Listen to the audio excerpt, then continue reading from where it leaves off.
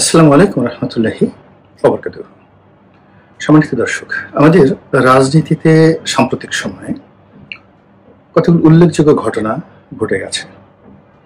গোপালগঞ্জে এনসিপির সমাবেশকে কেন্দ্র করে সেখানে প্রায় যুদ্ধ অবস্থা, এবং এনসিপির নেতৃবৃন্দ গোপালগঞ্জে গিয়ে যে বিরূপ পরিস্থিতির মধ্যে পড়েছেন, তার প্রেক্ষিতে তাদের যে পরবর্তী অনুষ্ঠানগুলো, বিশেষ করে কক্সবাজারে অপ্রীতিকর যে ঘটনা শুরু হলো, এটা কোন পর্যায়ে গিয়ে থামে বলা যাচ্ছে না।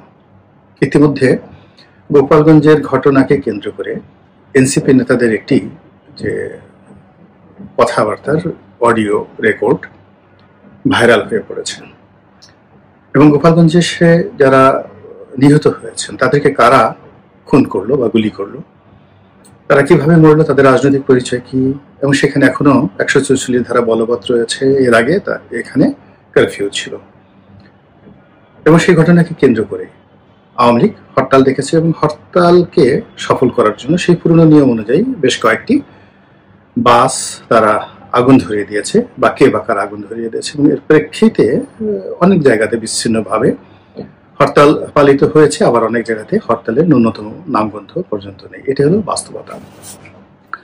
হরতালকে উপলক্ষ করে নিষিদ্ধ ঘোষিত ছাত্রলীগ, তারপরে যুবলীগ এবং অন্যান্য অঙ্গ সংগঠন তারা সারা বাংলাদেশে মিছিল করেছে, মিটিং করেছে, এবং আমাদের মতো যারা রাজনৈতিক বিশ্লেষক রয়েছেন, আলোচক রয়েছেন, রাজনীতিবিদরা রয়েছেন, তারা গত কয়েকদিনে বাংলাদেশে ঘটে যাওয়া ঘটনাপুঞ্জি নিয়ে যত আলোচনা করছেন, সব আলোচনায় ঘুরে ফিরে একটা কথা আওয়ামী লীগ, একটা কথা শেখ হাসিনা।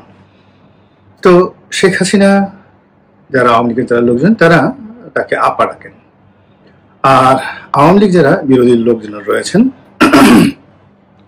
তারা এই আওয়ামী লীগ নেতাদের মুখে আপা আপা ডাক, এটাকে ঠাট্টা করে আপা ডাকেন। তাহলে আপা যে শব্দটি, এটির দুটো অর্থ রয়েছে বাংলাদেশে। একটা হলো সম্মান এবং মর্যাদা, ভালোবাসা, আনুগত্যের একটা প্রতীক, যেটা আওয়ামী লীগের নেতাকর্মীরা তাদের সভানেত্রীর প্রতি প্রদর্শন করেন। আর দ্বিতীয়ত, আওয়ামী বিরোধী শক্তি যারা আছে তারা ঠাট্টা করে বলেন, ওই যে তোদের আপা, তোদের ছেড়ে চলে গেছে, তোরা সবাই মরে যাচ্ছিস, মামলা খাচ্ছিস, মোকদ্দমা খাচ্ছিস, লাথি গুঁতো, তোদের জীবন তছনছ হয়ে যাচ্ছে। আর আপা ওখানে গিয়ে রাজনৈতিক মেহমান হয়ে সেই রাজার হালে রাজস্বিক ভোগবিলাস তিনি করছেন, আর ওখানে বসে বসে মাঝে মাঝে বক্তৃতা দিয়ে, বিবৃতি দিয়ে, কথা বলে তোদের জীবনকে একেবারে শেষ করে দিয়েছে। আর কতকাল তোরা আপার আশায় থাকবি? আপা আর আসবে না, আপা আর বাংলাদেশে কোনোদিন আসবে না, সম্ভব না। এখন আপা বাংলাদেশে আসবেন নাকি আসবেন না, এটা নিয়ে আলোচনা করব। আর দ্বিতীয়ত, আপার যে দল, যে দলের তিনি সভানেত্রী, আওয়ামী লীগ, সে আওয়ামী লীগ বাংলাদেশের রাজনীতিতে থাকবে কি থাকবে না, এটি নিয়ে আলোচনা করব।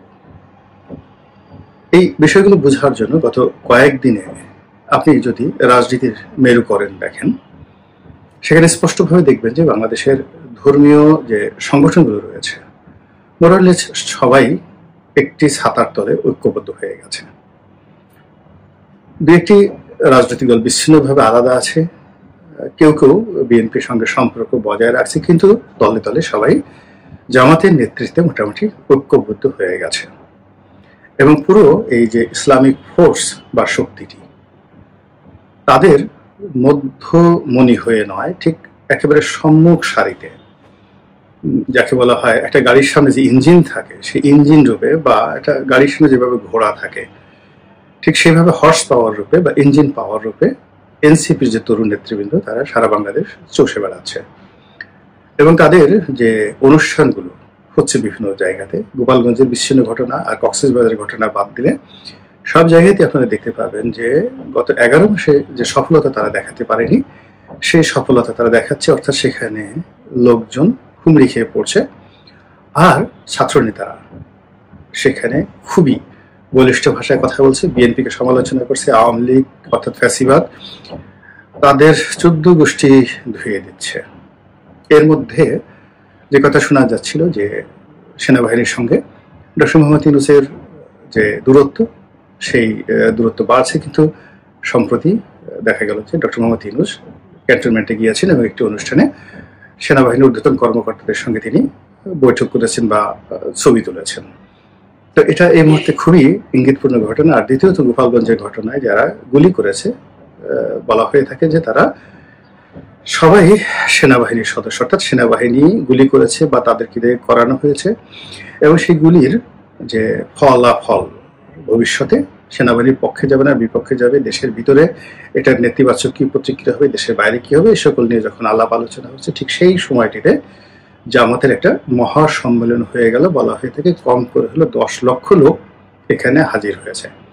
তো জামাতের এখানে 10 লক্ষ লোক হাজির হয়েছে। এর আগে যারা করেছিলেন, অর্থাৎ খুব একেবারে অল অন সাডেন তারা একটি সমাবেশ আয়োজন করেছিলেন চরমনায়ের পীর সাহেব, তাদের অনুষ্ঠান অনেক বড় হয়েছিল, 5-6 লাখ লোক তো হবেই, সেখানে একদম কানায় কানায় পূর্ণ হয়ে গিয়েছিল। এবং এই দুটো অনুষ্ঠানই ইসলামী দলগুলো এবং অন্যান্য ছোট ছোট যে রাজনৈতিক দলগুলো রয়েছে তারা সেখানে অংশগ্রহণ করেছেন। তাহলে আপনি দেখুন যে একদিকে বিএনপি তাদের 30% ভোট সম্পূর্ণ একা হয়ে আছে, আর অন্যদিকে জামাত এবং অন্যান্য যে লোকগুলো তারা সাধারণ মানুষের ভোটকে একত্রিত করে সরকারের উপর একটা চাপ প্রয়োগ করার জন্য নির্বাচনের মাঠে অনেকগুলো প্রশ্ন তারা তৈরি করে ফেলেছে। 1 নম্বর প্রশ্ন হলো আইন শৃঙ্খলা রক্ষাকারী বাহিনী যতক্ষণ না পর্যন্ত তারা সক্ষমতা অর্জন না করবেন ততক্ষণ পর্যন্ত নির্বাচন হবে না। দ্বিতীয় যে জিনিসটা আছে সেটা হলো পিআর পদ্ধতি, সেই পিআর পদ্ধতির নির্বাচন তারা চাচ্ছে। তৃতীয়ত হলো তারা স্থানীয় সরকার নির্বাচন আগে চাচ্ছে, জাতীয় নির্বাচন পরে যাচ্ছে। এরপর আরো কতগুলো বিষয় রয়েছে, সেই বিষয়গুলো যে সংসদে নারী আসন এবং সংসদে যে দুটো কক্ষ হবে, উচ্চ কক্ষ নিম্ন কক্ষ, এগুলো নিয়ে খুব আলোচনা হচ্ছে। তার সঙ্গে সঙ্গে প্রশাসনিক বিভেদ, মানে বিভাগ এবং প্রদেশ ঘোষণা, এগুলো আলোচনা আছে। হাইকোর্টের বেঞ্চগুলোকে বিভাগীয় শহরগুলোতে স্থাপন করা, এগুলো আলোচনার মধ্যে আছে। এবং সবচেয়ে বড় আলোচনা হলো জুলাই সনদ। এই জুলাই মাসের মধ্যেই জুলাই সনদ ঘোষণা করার জন্য সর্বোচ্চ চেষ্টা করা হবে, এবং জুলাই সনদ সঙ্গত কারণে এই সরকারকে এম্পাওয়ার্ড করবে, এনসিপিকে এম্পাওয়ার্ড করবে, এবং সমস্ত ক্ষমতা তাদের হাতে কুক্ষিগত হবে, এবং তাদের যত কর্মকাণ্ড আজকে পর্যন্ত রয়েছে সেগুলোতে ইমিউনিটি দেওয়া হবে। এবং সেক্ষেত্রে সংবিধান সংশোধন করা থেকে শুরু করে আরো নানা রকম প্রস্তাবনা দেওয়া হয়েছে। তো বোঝার চেষ্টা করুন যে যা কিছু করার চেষ্টা করা হচ্ছে, এতে করে আগামী যে 2 সপ্তাহের মধ্যে বা 3 সপ্তাহের মধ্যে, আগস্ট মাসের 10 তারিখের মধ্যে পুরো বাংলাদেশ উত্তাল অস্থির হয়ে পড়বে, কোনো পরিস্থিতি কারো নিয়ন্ত্রণে থাকবে না, এবং চারিদিকে একটা শূন্যতা তৈরি হবে। সেই শূন্যতা অলমোস্ট সারা বাংলাদেশের যে ভোটের বাজার, সেই ভোটের বাজারকে ছিন্ন বিচ্ছিন্ন করে দেবে। প্রথমত আওয়ামী লীগের যে 35% ভোট রয়েছে তার সহযোগীদেরকে নিয়ে এই ভোটের সংখ্যা আরো অনেক বেশি। বিএনপিরও 30, তারা যখন বিরোধী দলে ছিল, এখন যেহেতু তারা নির্বাচনে জয়ী হওয়ার একটা সম্ভাবনা পৌঁছে গেছে, এই জন্য তাদের ভোট 5% বেড়ে গেছে। আওয়ামী লীগের ভোট 5% ধরে নেন কমে গেছে, তাহলে আওয়ামী লীগের ভোট 35 থেকে 30 নেমে এসেছে, আর এদের ভোট 30 থেকে 35-এ চলে এসেছে। এটি সাধারণত এই দুটো দলে আমরা ভোটের সমীকরণ 1991 থেকে আজ অবধি দেখে আসছি। তো এর সঙ্গে তাদের সহযোগীদের ভোট এবং অন্যান্য যা কিছু আছে সব ভোটগুলো সব এলোমেলো হয়ে গেছে, মানে বিএনপি এবং আওয়ামী লীগের ভোটগুলো এলোমেলো হয়ে গেছে। আর সেই এলোমেলো ভোটগুলো কুড়ানোর জন্য ইসলামিক দলগুলো চেষ্টা করছে, এবং তাদের সেই চেষ্টাটা আসলে ভোটের জন্য নয়, তাদের সেই চেষ্টাটা ভোট পিছিয়ে দেওয়ার জন্য, তাদের সেই চেষ্টাটা বিএনপিকে ক্ষমতা থেকে যতটা সম্ভব দূরে রাখা, এবং কোনো কারণে যদি নির্বাচন হয়ে যায় সেক্ষেত্রে বিএনপি যেন কোনো অবস্থাতেই প্রধান রাজনৈতিক শক্তি একক সংখ্যাগরিষ্ঠতা নিয়ে সংসদে সেই প্রাচীন পদ্ধতি নিয়ে তারা স্বৈরাচারী শাসন ব্যবস্থা অতীতের মতো প্রতিষ্ঠা করতে না পারে, এইরকম প্রচার এবং প্রপাগান্ডা চালিয়ে সারা বাংলাদেশ তছনছ করে ছেড়ে দিচ্ছে। এবং এরকম যখন একটা ভ্যাকুয়াম তৈরি হয়, সেই ভ্যাকুয়ামের মধ্যে আওয়ামী লীগের ফিরে আসার যথেষ্ট আতঙ্ক থাকে। সেক্ষেত্রে আওয়ামী লীগের রাজনীতিতে পুনর্বাসিত হওয়ার যথেষ্ট সুযোগ থাকে, এবং এরকম একটা পরিস্থিতি যদি তৈরি হয়ে যায় তাহলে সেক্ষেত্রে আওয়ামী লীগকে স্পেস করে দেওয়ার জন্য দেশের যে কোনো, এই যে দুটো পরস্পর বিরুদ্ধে রাজনৈতিক শক্তি রয়েছে, তারা যে কোনো একটি গ্রুপ অগ্রগামী হয়ে আওয়ামী লীগকে সামনে নিয়ে আসতে পারে, এটাই একেবারে স্বাভাবিক। This is one. Second thing হলো আপা আসবেন কি আসবেন না। যদি স্বাভাবিক নিয়ম ধরেন আপা আসার কোনো সম্ভাবনা নেই, যদি সুন্দর একটা নির্বাচন হয়, বিএনপি যদি ক্ষমতায় আসে, তারপর অন্যান্য রাজনৈতিক দলগুলো তারা যদি সংসদে কার্যকর থাকে, সেক্ষেত্রে নিয়মতান্ত্রিক পদ্ধতিতে আওয়ামী লীগের সভানেত্রী হিসেবে তার বাংলাদেশে প্রত্যাবর্তন একেবারে অসম্ভব একটা বিষয়।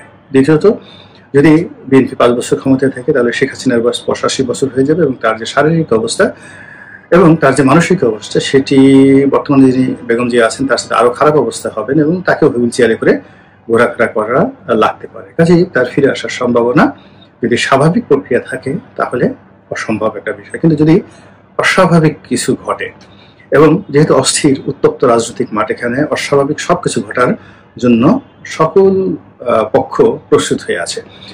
এখন যারা রাজনৈতিক পক্ষ আওয়ামী লীগ ছাড়া তারা সবাই পরস্পরের মুখোমুখি হয়ে এতটা রাগান্বিত, এতটা ক্রোধান্বিত এবং এতটা একে অপরের প্রতি বিষোদ্গার করছে যে কোনো দুর্ঘটনা যে কোনো সময় ঘটে যেতে পারে এবং সেই দুর্ঘটনা, রক্তারক্তি, হানাহানি, মারামারি, কাটাকাটি থেকে শুরু করে আরো অনেক কিছু। এবং এখানে এগুলো বন্ধ করার জন্য যে ইফেক্টিভ রাষ্ট্রশক্তি দরকার, সেনাবাহিনী দরকার, পুলিশ বাহিনী দরকার, এদের যে কার্যকারিতা কতটুকু সেটা আমরা গোপালগঞ্জের মতো একটা ছোট্ট শহরে দেখেছি যে এই ছোট্ট শহরে আইন শৃঙ্খলা নিয়ন্ত্রণ করতে গিয়ে একেবারে সেনাবাহিনীর সর্বোচ্চ শক্তি প্রয়োগ করার পরেও সেখানে পরিস্থিতি নিয়ন্ত্রণ করা যায় নাই। অর্থাৎ মানুষের ভিতরে ডর ভয় একেবারে চলে গেছে এবং একবারই যে মানুষের মধ্যে যে ভয়ের ভাবটা চলে গেছে এবং বিচার নিজের হাতে তুলে নেওয়ার যে প্রবণতা দেখা দিয়েছে, এটা মহা সর্বনাশ না ঘটা পর্যন্ত সাধারণত এই জায়গা থেকে ফিরে আসা যায় না। তো এই যে মব সংস্কৃতি, তারপরে একে অপরের চরিত্র হরণ, একে অপরকে ছোট করা, একে অপরকে তুচ্ছ তাচ্ছিল্য করা, একে অপরকে চ্যালেঞ্জ জানানো এবং এখানে ভেদাভেদ নেই।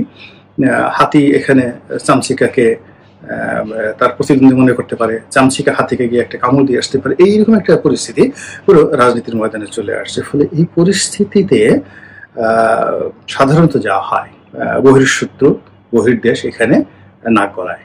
অতীতে সবসময় আমরা এটা দেখেছি, আমাদের মহান মুক্তিযুদ্ধেও আমরা এটা দেখেছি যে আমরা যখন নিজেরা এরকম একটা অবস্থার মধ্যে চলে আসি তখন বহির্শত্রু বা বহির্দেশ বা বন্ধু দেশ এখানে নাক গলায়। তো সেক্ষেত্রে যদি ভারত পাকিস্তান নাক গলানোর চেষ্টা করে, চীন নাক গলানোর চেষ্টা করে, আমেরিকা নাক গলানোর চেষ্টা করে, পুরো জমিনটি একটা উত্তপ্ত গলিত লাভার ভূমিতে পরিণত হবে এবং সেখানে কারা টিকে থাকবে, কারা লাভার নিচে পড়বে, কারা কি করবে এটা এই মুহূর্তে বলা যাচ্ছে না। তবে ওইরকম একটা অবস্থাতে যদি আপা অট্ট হাসি দিয়ে হঠাৎ করে বাংলাদেশে টুস করে ঢুকে পড়েন, অনেক আশ্চর্য হতে পারেন, কিন্তু কেউ আশ্চর্য হবেন না। আল্লাহ আমাদের সবাইকে হেদায়েত দান করুন এবং হেফাজত করুন। আসসালামু আলাইকুম ওয়া রাহমাতুল্লাহি ওয়া বারাকাতুহু।